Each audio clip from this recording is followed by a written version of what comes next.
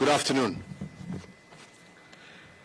Fellow Kenyans, 30 days ago, actually on July 27th, 2020, I did promise once again to appraise and where necessary to escalate or to de-escalate the steps taken so far to contain this COVID-19 pandemic. I promised to do so because most of the steps that we took were conditional. Whether they worked or not depended on how we responded to them individually and collectively as a nation and as a people. Well, today I'm happy to note that the majority of Kenyans have exercised a reasonable level of pandemic and civic responsibility in observing the COVID-19 protocols. They have embraced the fact that it is not enough for government to upscale its efforts if citizens also do not upscale their engagement as well.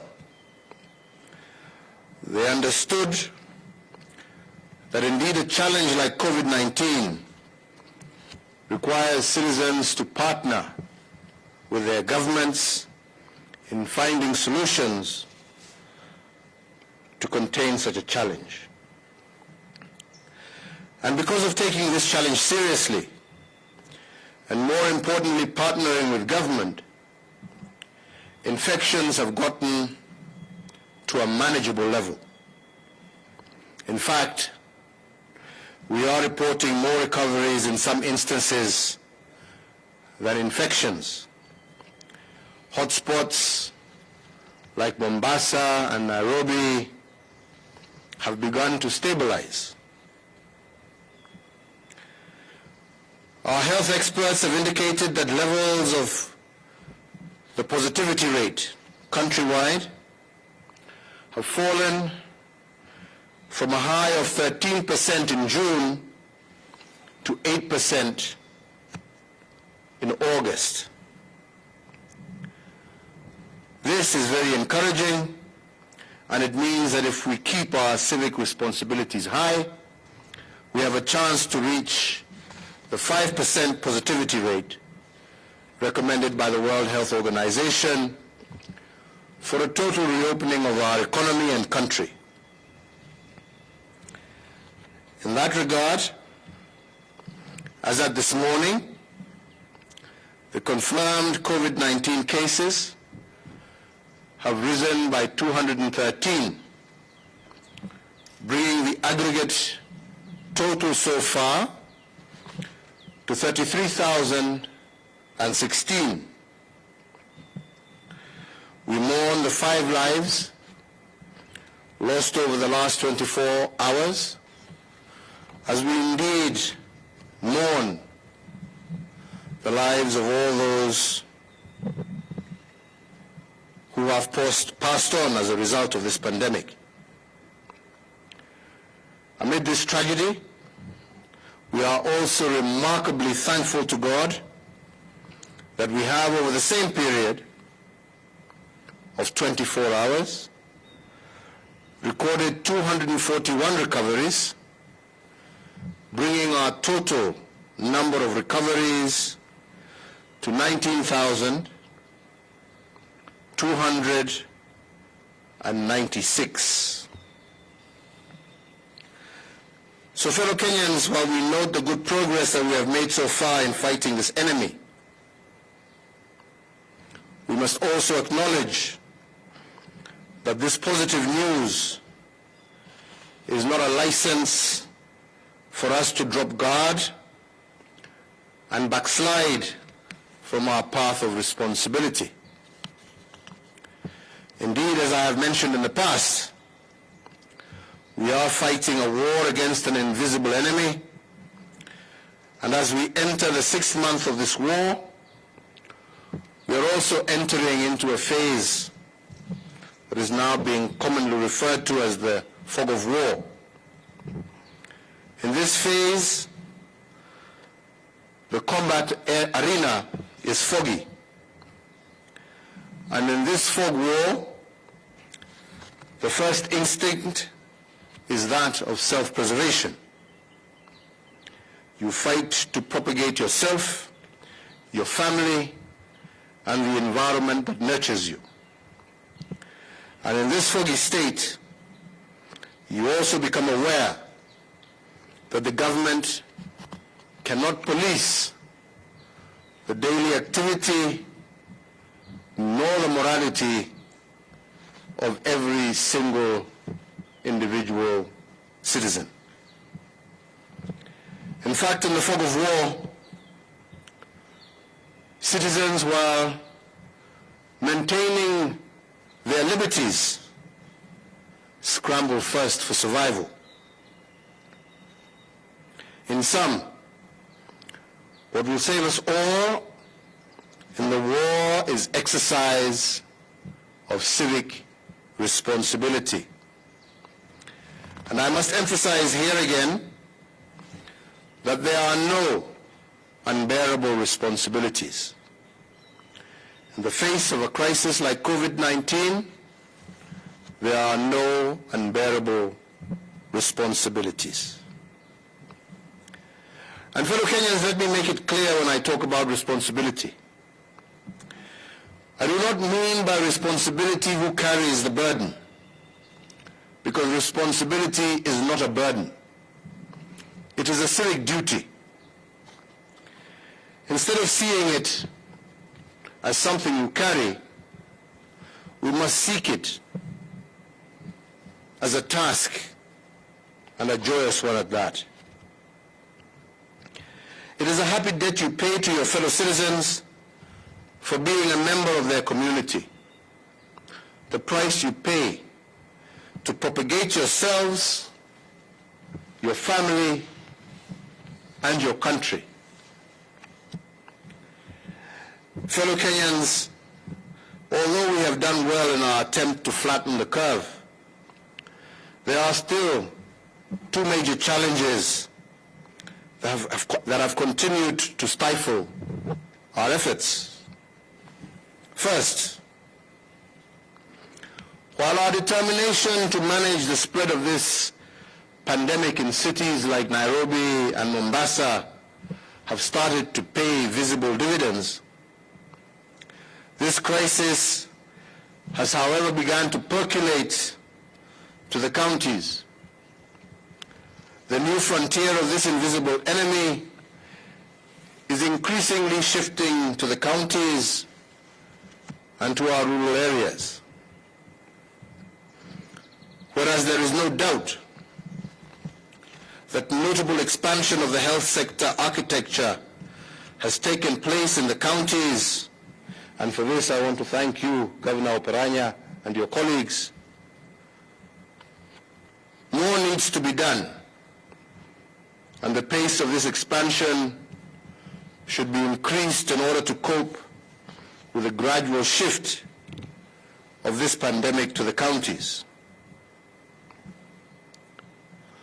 So therefore, dear friends, given this challenge, but also the need for us going forward to anchor universal health coverage in the expanding health architecture, I today direct as follows. And the first is that the Cabinet Secretary for Health, acting jointly with the Chairperson of the Council of Governors, shall constitute a national reference group on COVID-19 to review the efficacy of our response to this pandemic so far. The group should record lessons learned and feed them back into the sector nationally, but also in the counties. The group should also formulate strategies to identify our institutional weaknesses within our healthcare system at both tiers, both national but also county, and recommend also ways to increase the representation of county governments in the boards of healthcare agencies, and recommend ways in which our national responses to healthcare emergencies can be improved. The same National Reference Group on COVID-19 should position healthcare as a driver also to our manufacturing sector and our agenda by ensuring that preference is given to local manufacturers in the procurement of pharmaceuticals and non-pharmaceutical products, not just for this pandemic, but also taking into cognizance our universal health care agenda. The National Reference Group on COVID-19 should also expand their ongoing work and establish the Kenya COVID Vaccine Consortium, so that our research institutions, which are already doing great work, can now come together, bringing on board all relevant stakeholders locally, but also partnering with those internationally, and together sharpen their focus on the development as well as the testing of COVID-19 vaccines locally here in Kenya and for our region. Next, following the allegations of impropriety at the Kenya Medical Supplies Authority, better known as KEMSA, the relevant investigative agencies of our country are currently fully seized with the matter. However, given the compelling public interest on the matter, the relevant agencies should expedite their ongoing investigations and conclude the same within 21 days from the date hereof. Fellow Kenyans, in line with my stated public policy on zero tolerance to corruption, I want to once again reiterate that all persons found to be prima facie culpable as a result of those ongoing investigations should be brought to book, notwithstanding their public office or their political, and for that matter, their social status. Fellow Kenyans, the pandemic before us poses an individual crisis. It poses a health crisis, but it also poses an economic crisis.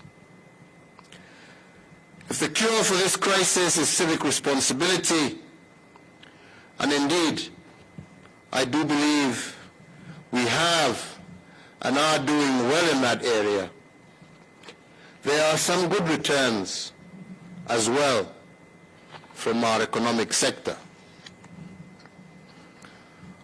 While this pandemic continues to present us with various unprecedented challenges, we must also always remember that Kenya is a work in progress. And that is why, even as we face the challenges before us, we must also celebrate the good returns, even as we continue to battle the challenges before us. Since March of this year, I have given 10 addresses over the COVID-19 pandemic, and today marks the 11th one. And in the 10 addresses, I have made certain directives to cushion our economy and enhance the purchasing power of our people. The most notable one is the tax cuts that we announced at the very beginning of the pandemic in March of 2020.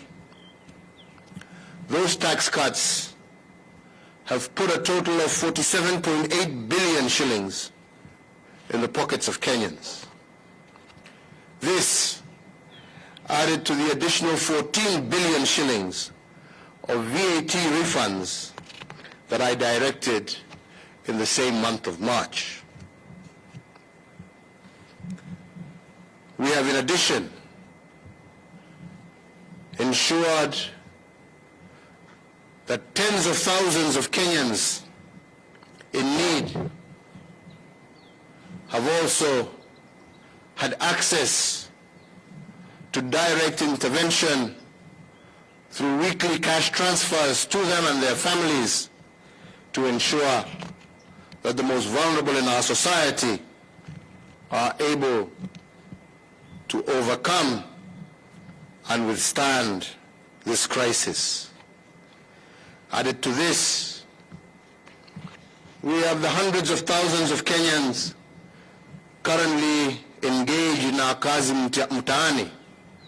Again, engaging and meaningfully engaging our young people in civic duty and responsibility across the length and breadth of our country.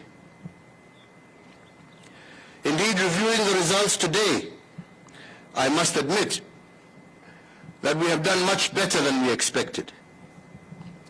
For instance, even under COVID, our economy is growing at 4.6% compared to 5.5% at the same time last year. When we look at our inflation numbers, they are lower today, standing at 4.4% compared to 6.3% during the same period last year. The current economic indicators, without doubt, are lower, but definitely far better than we ever anticipated. But the inspiring success amongst us, more than the numbers I'm quoting, have been those who have used the COVID crisis to reimagine their conditions. Our banking sector, for instance, has begun to retool and to humanize their model as a result of our meetings at the initial stages of this pandemic. And instead of focusing on profits alone, they are re-engineering their model to focus more on their customers. Government institutions, for example, the Kenya Revenue Authority, have also remodeled their approach. As an example also, instead of destroying 1.5 million liters of illicit ethanol that was in their custody, working together with other government agencies like Kenya Pipeline and many others, they converted that illicit ethanol into hand sanitizers that were distributed freely throughout the length and breadth of our country. But those aside, the most inspiring story of reimagining your circumstance during this COVID crisis is from a proprietor of one of the big private schools that unfortunately was forced to close.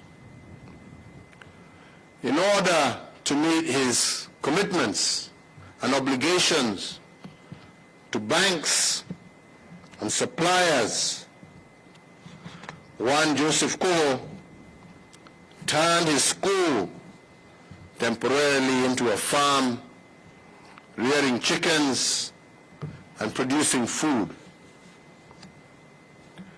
Our exporters too are retooling and turning this unfortunate challenge into promise.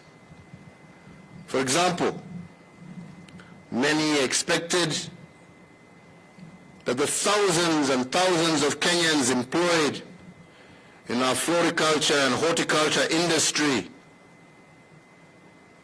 would collapse. But instead, through various interventions, we have seen our horticultural sector earnings jump to Kenya shillings 81 billion between January and June 2020, compared to 76 billion for a similar period last year. Earnings from Kenyan fruits alone nearly doubled from Kenya shillings 7 billion to 12 billion. What these examples of retooling businesses in times of crisis teaches us is that a crisis represents both a danger but also an opportunity. And those who horrify themselves with danger, unfortunately, will not survive. But those who choose to exploit the opportunities presented by the crisis become the new heroes of the moment. We have seen young men and women across the breadth of our country engineer making ventilators, making beds for our hospitals. These, without doubt, are the heroes of the moment. Fellow Kenyans, in order to secure the achievements that we have made so far and to build on them in the future, I now today, once again, further order and direct as follows. 1. The Cabinet Secretary for Interior Coordination of National Government, in conjunction with the Chairperson of the Council of Governors, shall in 3 weeks convene an inclusive national consultative conference to review our national and county COVID-19 response so far, and together with all stakeholders, we chart Kenya's post-COVID future, because this is a future that we can see if we continue with our civic responsibility. Number 2, the closure of bars and nightclubs shall continue for a further 30 days. However, the prohibition against the sale of alcohol by licensed hotels with residents is today vacated. In the next 30 days, I have also directed that the Ministry of Health, in conjunction with all bar owners, will develop self-regulating mechanisms as part of their civic responsibility to their clientele in order to allow their resumption. 3, that the closing time for restaurants and eateries be and is hereby varied by 1 hour from 7 p.m. to 8 p.m. effective the 27th of August, 2020. 4, in accordance with the recommendations of the Interfaith Council, the maximum numbers of persons permitted to attend funerals and weddings is reviewed upwards from 15 to 100, with all in attendance abiding with the Ministry of Health protocols. 5, that the ban on the sale of second-hand clothing, otherwise known in Kenya as mitumba, is herewith lifted, and details of how this will be operated and the protocols for the same will be announced by the government tomorrow. 6, that the Ministry of Sports, Culture and Heritage and the Ministry of Health will jointly issue guidelines on the gradual resumption of sporting events in Kenya. 7, that the nationwide curfew that is currently in force between the hours of 9 p.m. to 4 a.m. daily be and is hereby extended by a further 30 days. Fellow Kenyans, in concluding my remarks today, let me take this opportunity to say something about our Constitution. Tomorrow, the 27th of August, 2020, will mark the 10th year since we promulgated our new Constitution. This Constitution has been hailed the world over as one of the most progressive, not only in our region or the African continent, but the world over. And this is because it is an embodiment of what a social contract between people of different origins and their governments should be. But I must remind us all of one thing. If our past is constantly at war with our present, we will, together, lose our future. And the spirit of this Constitution was meant to reconcile our past with the present in order to secure our future. But the crafters of this social contract also told us and reminded us that a constitution was a work in progress. And as such, we were made to adopt it with a promise that in the future we will make it better. 10 years later, the moment to improve on it, I believe, is now. And as I said in my Madaraka Day speech, we must not, as a people, succumb to the paralysis of constitutional rigidity. We must treat a constitution as a living being, as a living document that must constantly adjust to our emerging realities. In our past, all our constitutions have been what we may call ceasefire documents, agreements created to either dodge confrontation or avoid civil conflict.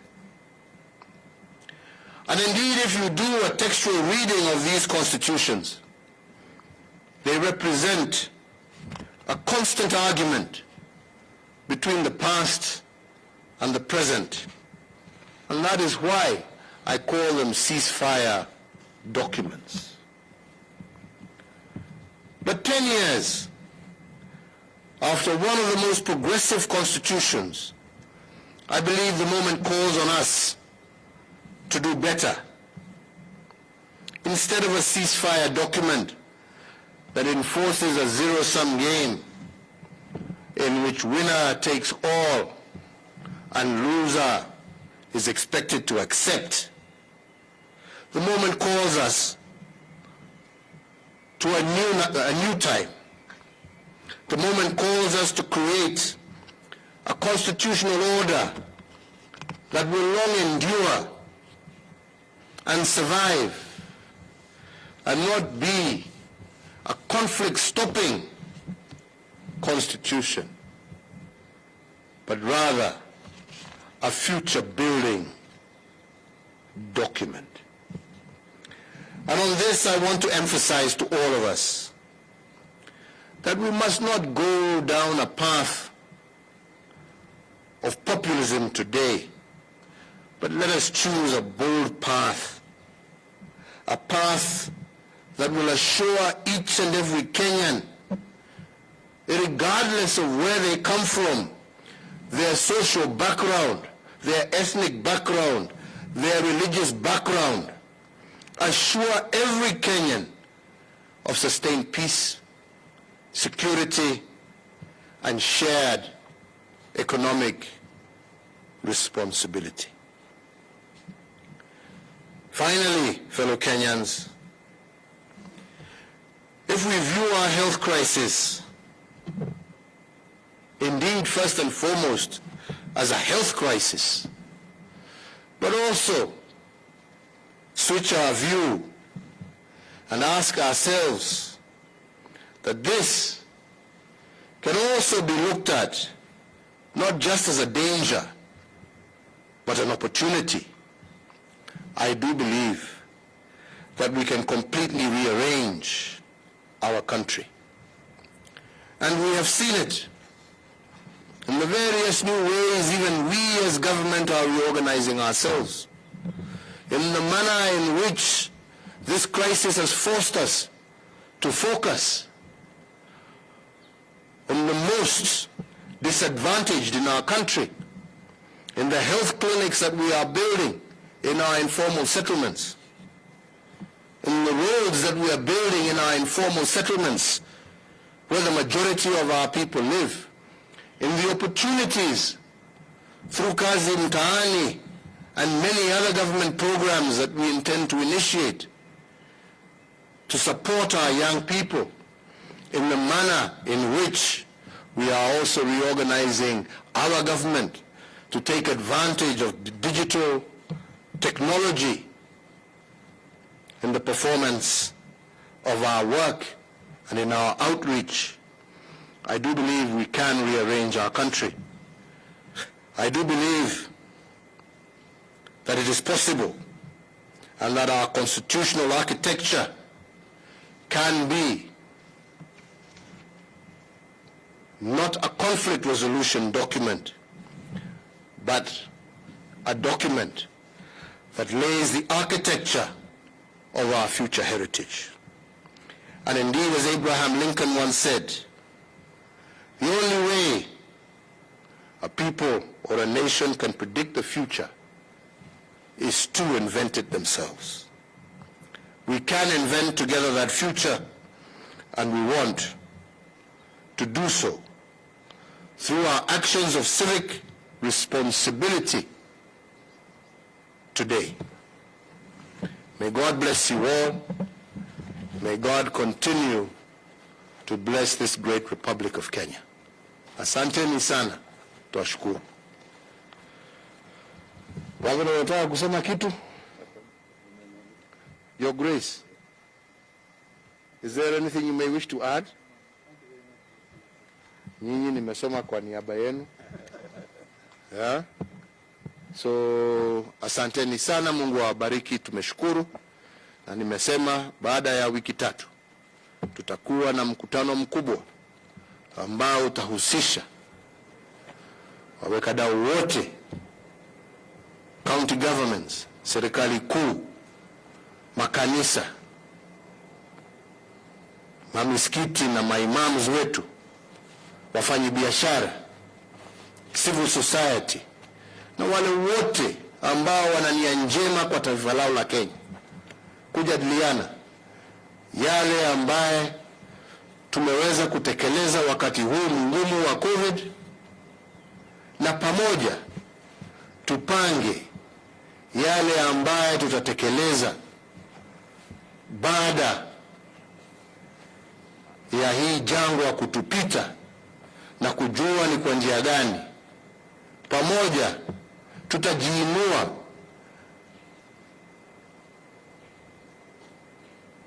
na tusongeshe taifa letu mbele. Na hiyo ndiyo jukumu letu. Na mimi nasema kwa wote, serikali yangu na msimamo wake uko, na sitabanduka ama kupinduka. Tumesema njia ya kuhakikisha ya kwamba tumeunda nchi ambaye itastahimili miaka na miaka na miaka baada ya sisi wengine kuwa tumewacha dunia hii, ni kuhakikisha ya kwamba tutatenda yale yote ambaye ni ya haki. Na hayo haitafanywa kwa maneno duni ya siasa ya kujijenga leo, yatatendwa na vitendo. Vitendo vya serikali zote mbili, serikali kuu na serikali zetu za mashinani, yale ambayo yatatendwa na viongozi wetu wa makanisa, yale ambayo yatatendwa na wakulima wetu. Maneno matupu haijengi taifa. Vitendo ndivyo vitaamua Kenya ya kesho itakuwaje. Wakenya tushirikiane, tupendane, tushikane, tuache chuki, tuache kutumia siasa kama mpira wapata nipotee. Tunataka sisi wote tupate. Tunataka sisi zote tuishi kwa amani. Tunataka sisi zote tuishi kwa umoja. Tukipigana na ufisadi, tupigane na ufisadi, na tupigane kwa njia haki. Na tukifanya hivyo, matokeo ya yale ambayo tutafanya kwa vitendo vyetu ndivyo vitahakikisha ya kwamba tuko na nchi ambayo sio sisi ambao tuko leo, lakini hata vizazi vijavyo vitasherehekea kusema ya kwamba tuliwaachia msingi wa taifa ya furaha na busara. Mungu awabariki na Mungu aendelee kuilinda taifa letu la Kenya. Asante sana.